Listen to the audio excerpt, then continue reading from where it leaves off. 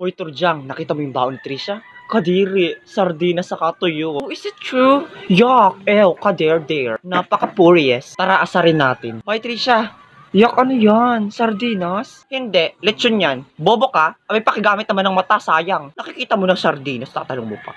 Iba talaga kapag mahihirap, sila pa yung makakapalang mukha. Ah, talaga? Ay, bakit puro kalyo yung mukha mo? Saka anong problema sa sardinas? Duh, the sardinas is only for dog. Ay, oo nga pala.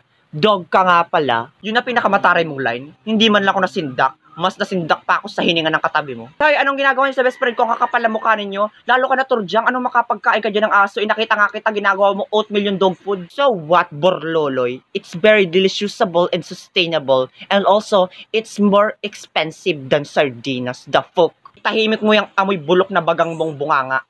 Tara, Trisha, share na lang tayo sa baon ko, fried chicken. Huwag kang magpainggit dyan, Borloloy. Chicken din ang baon ko, no? Oo nga, nakita ko kanina, puwet ng manok. Kaya pala napakadaldal mo dahil napakahilig mo sa puwet. Yaka rin, totoo. Sabi mo sa akin kanina, hita. Huwag ka na diyang maarte, hinugasan ko naman yun. Mayos na nga kayo ditong dalawa. Hindi ako dito lalayas hanggat hindi napapahiya yung Trishang yan. Guys, listen. Tingnan niyo yung ulam ni Trisha. Ha, sardinas at tuyo, kadiri. Oo nga, tapos narinig ko, farmer lang yung parents niya. Kade, ang kapal ng mukha mo. Bitawan mo si Turjang, baklang ulikbak. Isa ka pa. Ayan, kainin mo yan lupa. Total mukha ka naman bulati. Aray. Subukan niyo pang asarin yung best friend ko. Hindi lang yung aabutin niyo. Best, tama na. Ako nang bahala. Hoy, anong problema sa pagiging magsasaka ng mga magulang? Eh, yung magulang nyo nga magnanakaw tapos nagdadrugs pa kaya nakulong.